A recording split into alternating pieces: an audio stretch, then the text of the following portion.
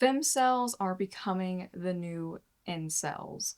Men-hating women swear off evil predators, cheaters, and wife beaters. Yep, that's me. You're probably wondering how I ended up in this situation. But first, I just want to say to the Daily Mail, if you want to help my case of being a femcel, you could at least use a more flattering picture of me. I mean, like, really? You paused the video midway and then made me the headline picture. Thank you. Since fall of 2023, I have been one of the top results on Google Images for femcel in multiple countries. And thankfully, I am no longer the first result, but rest assured, 2 years later, I am still there. I have committed too far to the bit, and now that has led to me getting daily mailed. No, they didn't ask me for permission to use my photo or video or quotes from my videos, but I'm not asking them for permission to do this, so I think it kind of evens out. What even is a femcel anyways? According to the Daily Mail, they are women who share their own hatred of men who they brand predators, cheaters, and wife beaters. While many are swearing off men completely or simply find they are unable to get into a relationship, others vow to give up on gender equality and turn the tables by using men for financial gain. I'm going to agree to disagree with them. Since 2023, I've been making videos dissecting the word femcel and how it's used and the context of it. And since then, actually, femcel has made its way into the Collins Dictionary, where they describe it as a woman who identifies as being frustrated by a lack of opportunities to have sexual relationships. And I kind of agree with that definition. That's like one of the definitions you could use. And as an emerging cultural movement, it's also been the topic of several academic papers since then. And if you are a researcher and you want to learn more about femcels, then I don't know, you can talk to me, ask me. I have an email. But anyways, I find it interesting they have basically come to the same conclusions that I have about femcels. I started calling myself femcel kind of as a joke about 3 years ago when I started seeing it on TikTok to describe women who were into certain video games and anime and music, and who also kind of struggled with relationships because that basically kind of described me. And at least when I saw it being used, it was more of like describing like a subculture of a very chronically online person, kind of similar to the way people describe incel music now. I think it really has less to do with actual incels and just I don't even know. Like I don't know how that kind of came to be. But if you guys want to know what incel music is, there's a really amazing playlist on Spotify. I didn't make it, called Stereotypical Incel Music, which has The Smiths, Weezer, Radiohead, a lot of really great bands. What does that have to do with incels? I don't know, but that's what people say now. This is essentially what I talk about in the videos the Daily Mail quoted me on, talking about how I listen to The Strokes, Weezer, and Mitski, and I play Fortnite. What they kind of missed is that the majority of my videos, especially on TikTok, are satire. They even have hashtag satire in all caps in the caption because I've kind of had issues with this in the past. But like many words, especially slang, meanings can change over time. I talk about this more in depth in my femcel video, but the way that the word femcel is used and has been used has changed a lot over the past couple of years. And regardless of whether or not you agree with this new ironic kind of usage of the word to describe a kind of subculture, it's how it's used. Language is always evolving and we're not going to stop it. Let's take one word, cap. It can mean a hat like this, or it can mean you're lying, or you're capping. Or, according to my 2005 Urban Dictionary, it can mean 1. The tip of any bullet, 2. To shoot a person with a handgun, and 3. To make fun of someone, such as cracking jokes about them. Just as the word cap has evolved really dramatically, and language, I feel like femcel has too, and it doesn't simply just mean involuntarily celibate anymore. But behind every good joke, every ironic thing, there is a little bit of truth. Good men and women struggle with dating now.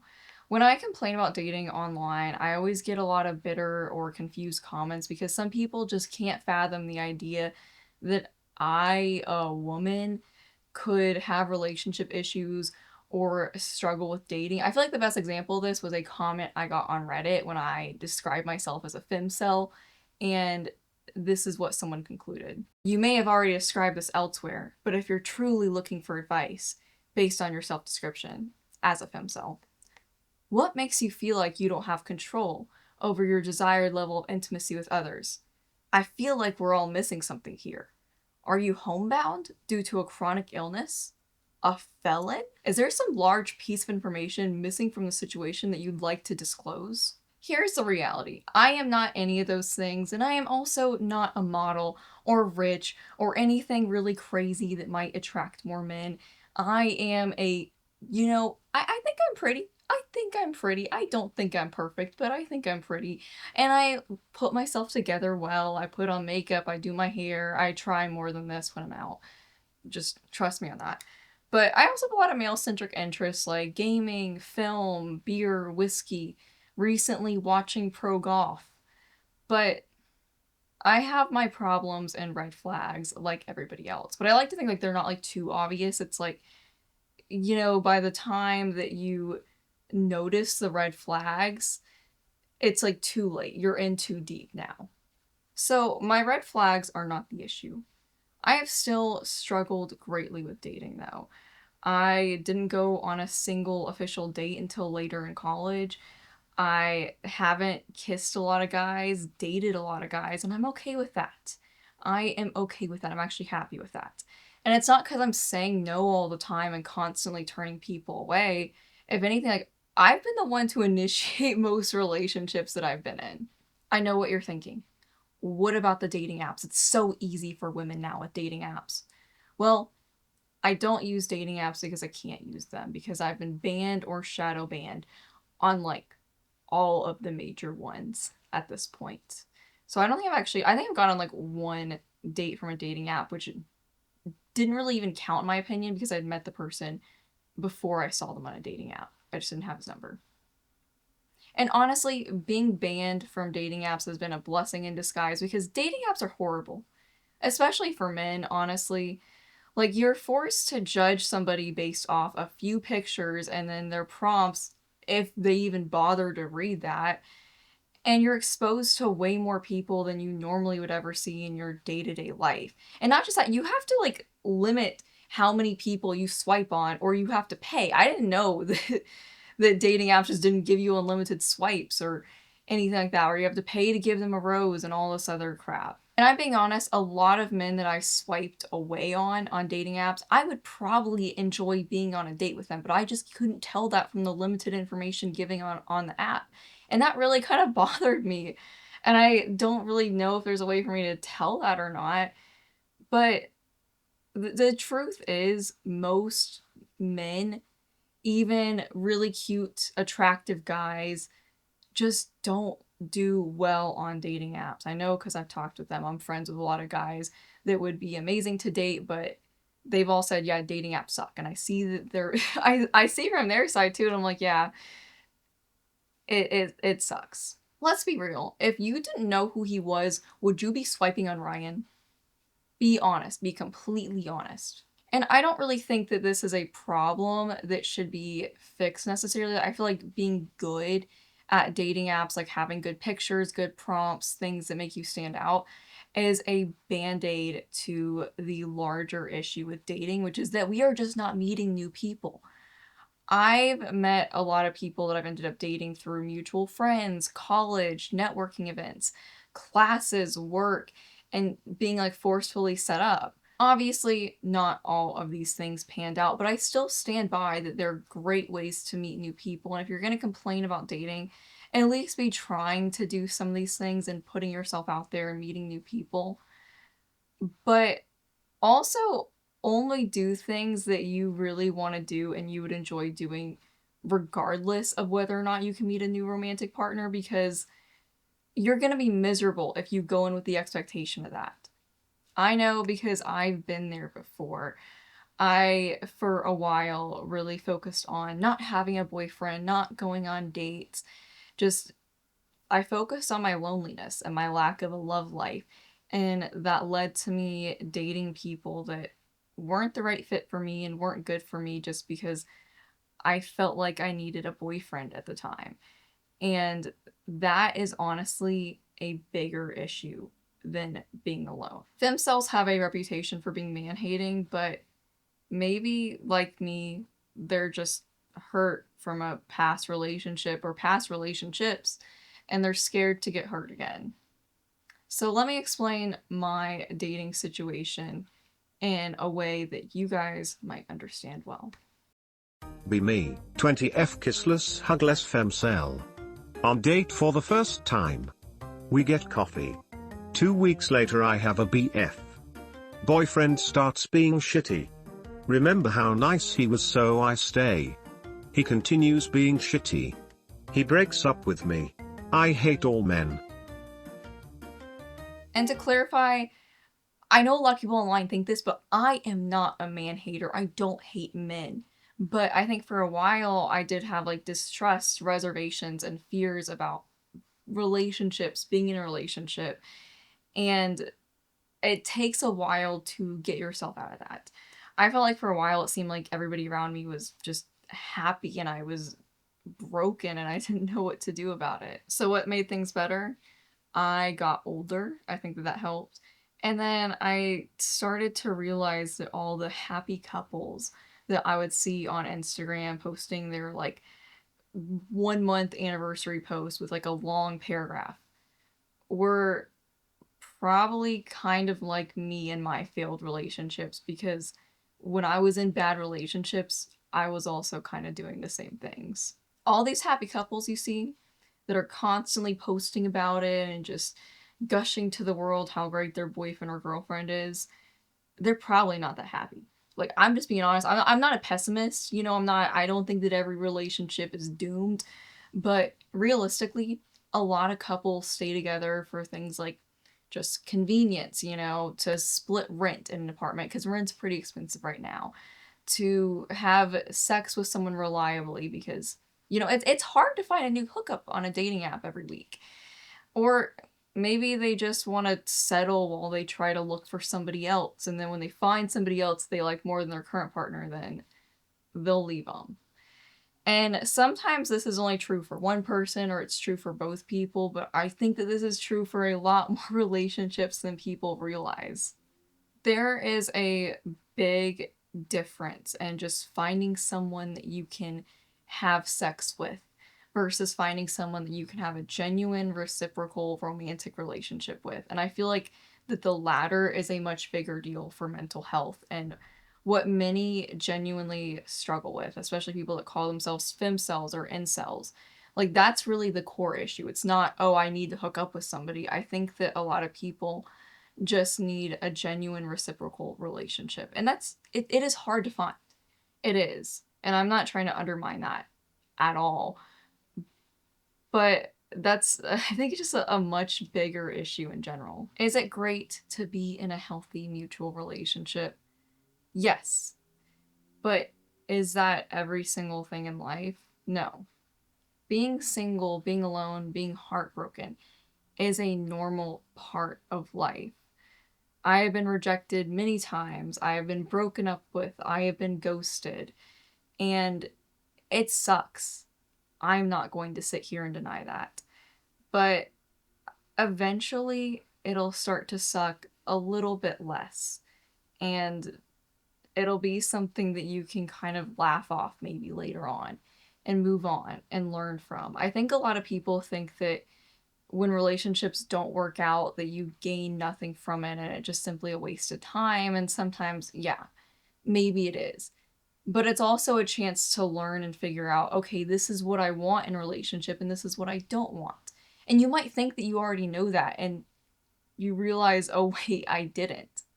But most of the time when that rejection and that heartbreak does happen, it doesn't have anything to do with you. It is them. It's not you. It's me. He's just not that into you. So move on. Have a great day. It's cliche and it is very annoying to be told this when you are heartbroken and sad. But when you stop looking for love, when you stop focusing your life on relationships, that's when I feel like it's most likely to find you. I think people who seriously define themselves as an incel or a femcel, you're letting that define you, and you're letting that kind of stop you from being in a genuine, real relationship instead of just embracing the fact that, yeah, maybe you don't have somebody at that point in your life, but that's not everything. And you can own who you are without needing somebody else by your side. For a while, I kind of stopped looking for love. I kind of gave up and I focused on myself. And then I got a little frustrated at one point when I did that because it just seemed like, okay, I'm in a great spot now. I'm good. I'm happy with myself. And nothing's happening. Like, there's no romantic prospects going on. I even wrote about it in my journal at one point, and I said, it is maddeningly infuriating to finally be secure in my attachment, genuinely feeling attraction, and doing marginally better mentally and without an active dating life.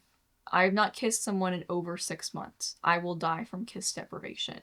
I actually may have died from kiss deprivation if this continues, but thankfully it didn't because I did kiss someone very shortly after I wrote this, which proves my point. When you stop looking and you kind of accept what's going on in your life, I think things will change. I think that's true regardless for what it is, whether it's romantic life, maybe your career, friendships. I think when you kind of just accept things and continue working on yourself, things will get better. And even if it doesn't, then at least you're not letting that destroy you from the inside out. But back to my point about the Daily Mail and the article they wrote about me, I talked about how I was afraid of scaring someone off because they would find out I'm the first Google image result for Femcel. And I think at that point, maybe a part of me was afraid of that. Because I, like I said, I did date pretty normal guys. But I did reach a point, I think a little bit after that I wasn't insecure. I stopped worrying that I would scare away someone because I made memes and jokes online because I liked Weezer or I played too much Fortnite. And I know all these things sound dumb, but there are people that would judge someone based off that. And I know that because I've experienced this. I've dated people that have judged me for playing video games or for what I posted online. This is like a bit more of a deep video than I was anticipating and making about the Daily Mail's article about me. But I do think that we're in a loneliness epidemic. It's not a male loneliness epidemic. It's kind of an everybody loneliness epidemic. But I don't think that should define anybody. Even if you are on the front page of the Daily Mail for being a femcel, there's somebody that's going to like you even with that. Maybe because of that. Okay? And I want to end off this video with a quote from one of my favorite bands, Beach House, that has always just really stuck with me about loneliness. Don't be too lonely. Just lonely enough. Remember that somebody does love you, and it's impossible that a person could be completely unloved. Look around in moments of incredible darkness. I believe there's a tiny, tiny little bit of light coming through the blinds. It feels like the darkest place, but it's not actually the darkest. There's always light. I believe that. That love is every day, and perhaps when you stop looking, then you'll be surprised. I am Chloe, aka Boop Crate, and I want to hear your thoughts on femcels and cells and modern dating, because I feel like these are all very entwined issues, and it's a problem.